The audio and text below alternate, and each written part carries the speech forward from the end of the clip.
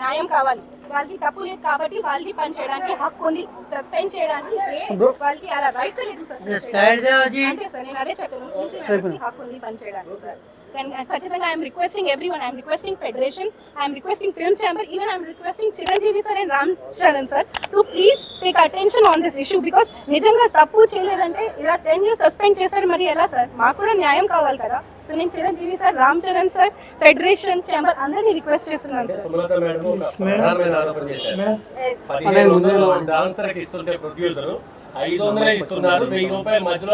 సరే సార్, అది ఓకే.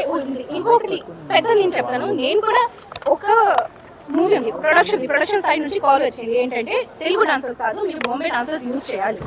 అరే మీరు తెలుగు డాన్సర్స్ గురించి ఆలోచించారంటే తెలుగు డాన్సర్స్ కావాలంటే శేఖర్ మాస్టర్ ఉన్నారు. ఇప్పటి వరకు ఏది రాంగ్ పర్సెంటేజ్ యూజ్ చేయలేదు, బాంబే అసిస్టెంట్స్ యూజ్ చేయలేదు.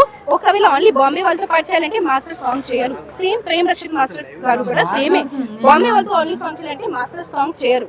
మరి ఇక్కడ బాంబే వాళ్ళతో చేయాలంటే 100 members తీసుకొని వస్తారు. నేనే అసిస్టెంట్ చేశాను కదా, నేను చూశాను. ఎప్పుడు పర్సెంటేజ్ రైట్ గా యూజ్ చేయలేదు, ఎప్పుడైనా ఎప్పుడు ఫాలో అవ్వలేదు. వాళ్ళు ఫాలో చేయలేదంటే మనకి ఎలా చెప్తారు సార్? అవన్నీ మేము అడిగినందుకు థ్యాంక్ యూ సార్.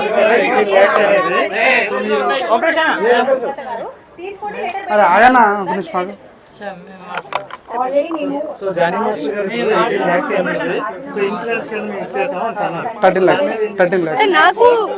నాకు ఇప్పుడు రాలేదు కదా సార్, నాకు దాని గురించి ఏం తెలియదు. అండ్ నాకు దాని గురించి ఏం తెలియదు సార్. సో నాకు మాట్లాడడానికి హక్కు లేదు. ఒకవేళ రామ్ చరణ్ సార్ ఇంత చేస్తున్నా అంటే నేను అదే చెప్తున్నాను. అసలు నేను ఎవరు సార్ కోసం మాట్లాడడానికి నేను థ్యాంక్ యూ చెప్పాను, నేను ఏం చెప్పలేను. సో నేను అది థ్యాంక్ యూ చెప్తున్నాను.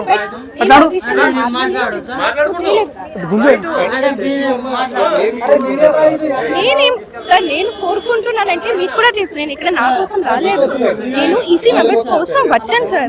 ఇప్పుడు నార్మల్ గా నేను చూస్తున్నాను, అది వాళ్ళు తప్పు చేయలేదు కదా సార్. తప్పు చేస్తే ఖచ్చితంగా అందుకే నేను జనరల్ సెక్రటరీ ట్రెజర్ తప్పు చేశారు, ప్లీజ్ పనిష్మెంట్ ఇవ్వండి.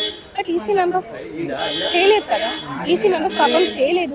తర్వాత జనరల్ బాడీలో కూడా పాపం ఈసీ మెంబర్స్ ఏం చెప్పారు, మేము మీతో పాటు వర్క్ చేస్తాను, మేము చేస్తాను, కలిసి పని చేస్తాను అని చెప్పి కూడా తీసుకోలేదు. అది నాకేం తెలియదు సార్. నాకు తర్వాత ఇవన్నీ తెలిసింది, ఇలా ఇలా జరుగుతున్నాయి. సో నేను అదే చెప్తున్నా, అవకాశం అడిగినప్పుడు ఇవ్వాలి కదా అందరికీ సార్. నేను అదే చెప్తున్నాను. ఇప్పుడు నార్మల్ గా బేబీ జోడీ నేను విన్ అయ్యాను, జనరల్ సెక్రటరీ చెప్పారు సమ్మానం చేద్దామంటే అది పర్సనల్ ప్రొఫెషనల్, అది ప్రొఫెషనల్ కదా. మరి అది సేమ్ కాల్ చేసి ఆ అమ్మాయి నా మీద కేసు పెట్టింది, పర్సనల్ నాకేం లేదు సార్. నేను ప్రొఫెషనల్ వర్క్ చేస్తున్నాను సార్, పర్సనల్ ఇస్ డిఫరెంట్. అది సార్ అలా సార్ అవన్నీ నేను మాట్లాడకూడదు.